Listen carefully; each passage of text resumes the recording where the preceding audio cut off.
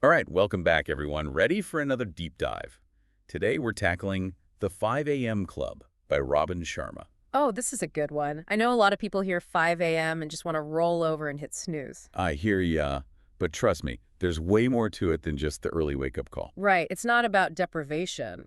This book's a whole philosophy for optimizing your life, your productivity, your health, even your mindset. Exactly. It's like, how can you design your life to be the best version of yourself? And Sharma really lays out a blueprint for doing just that. Okay, so one of the most well-known parts of this book is that 20-20-20 formula for your first hour up. Yeah, 20 minutes of exercise, 20 of reflection or meditation, then 20 minutes of learning. I'll admit, when I first read that, I was like, whoa, that's intense. But is there actually science to back this up? Oh, absolutely. Tons of research shows that morning exercise fires up your metabolism and even helps you think better all day. Huh. So it's not just about getting ripped. Nope. And the meditation piece, proven to lower stress, help you focus, even manage your emotions better. Wow, okay. That's starting to make a lot more sense. And then those 20 minutes of learning, anything from reading to listening to a podcast like this one, Hey, there you go. it all adds up over time, boosts your knowledge, makes you more creative. So basically, this formula isn't just randomly cramming things in, it's strategic. Yeah, Like you're setting the tone for your whole day, 100%. which I guess ties into this whole thing about having a structured morning routine. Does that play a big role in the book? Oh, huge. Sharma's a big believer in it. And honestly, I know I feel so much more in control when I have my morning routine dialed in. But why do you think that is? Like, what's the real benefit of being so structured, especially first thing? Well, think about it. Most of the day, you're reacting to things, emails, calls, whatever comes up. But when you have a morning routine, you're starting off intentionally. You're Yeah. in the driver's seat, not just along for the ride. Okay, I like that analogy. Instead of playing catch up all day, you're ahead of the game. And that proactivity, that discipline you build from consistency, it spills over into everything else you do. Interesting. So we've got this killer morning routine going. We're crushing it. But then Sharma takes it to another level with the 4 interior empires. Right, this is where it gets really interesting. I have to admit, when I first heard that, I thought it sounded like a video game or something. Uh-huh, it kind of does. But think of it as a compass for your overall well-being. Okay, I'm intrigued. Break it down for us. What are these empires all about? So you've got mindset, your thoughts, beliefs, all that. Then there's heart set, which is all about your emotions, your relationships. So, like, are you feeling grateful? Are you holding on to grudges? That kind of thing. Exactly. Then we've got health set, pretty self-explanatory, taking care of your physical body. Got to get those 20 minutes of exercise in. Exactly. Yeah. And last, but definitely not least, soul set. This is about your purpose, your connection to something bigger than yourself. So it's not just about achieving external success. It's about cultivating a sense of inner peace and fulfillment. I love that. But it also seems like really aspirational. Do you have any practical tips for cultivating these 4 empires? Where do you even begin? Well, for mindset, journaling can be super powerful. Get all those thoughts out of your head and onto paper. Helps you see things more clearly and work through any limiting beliefs that might be holding you back. Yeah, I can see how that would be helpful. For heart set, I'm a big believer in gratitude practice. Just taking a few minutes each morning to write down what you're grateful for can shift your perspective and boost your mood like crazy. It sounds so simple, but I bet it makes a big difference. What about health set? Besides the obvious, like exercise and eating well, any other hacks?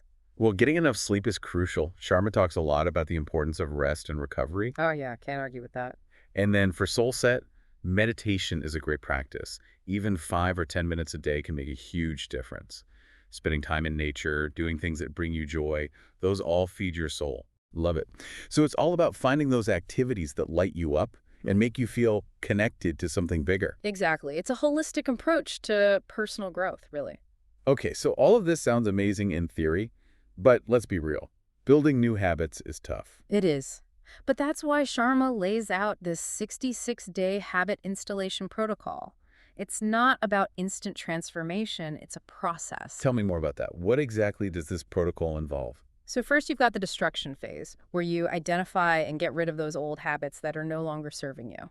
So like if you're trying to become a morning person, you got to ditch that late night Netflix binge habit. Exactly.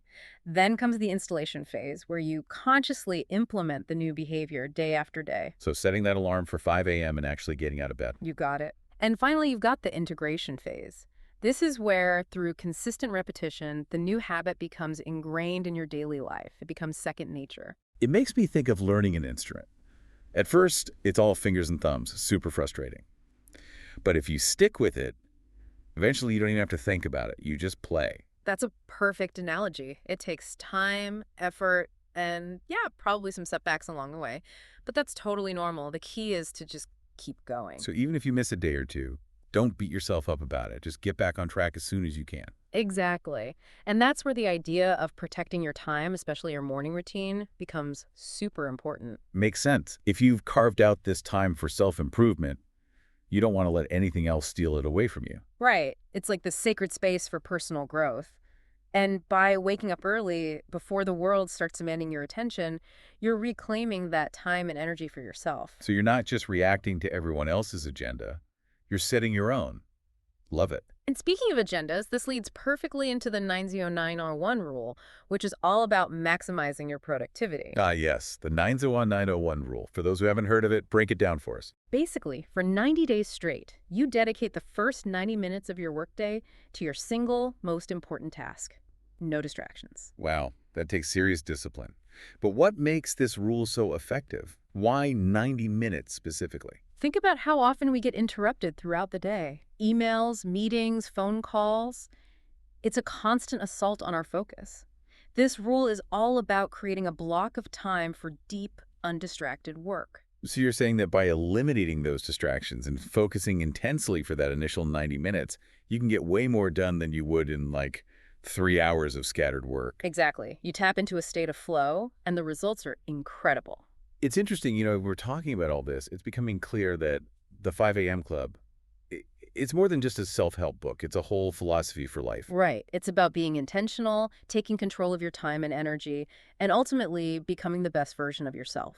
And that's what's so empowering about it, right? It gives you the tools to create a life that you truly love. 100%. It's about figuring out what matters most to you and designing your life around those values. So for anyone listening who's feeling inspired to make some changes, what's one key takeaway you'd want them to remember from this deep dive? I'd say it's that real change is possible, but it takes conscious effort and a commitment to growth. Whether you go all in on the 5 a.m. routine or just pick a couple principles that resonate with you, the important thing is to take action. Action is key. It's not about perfection, it's about progress.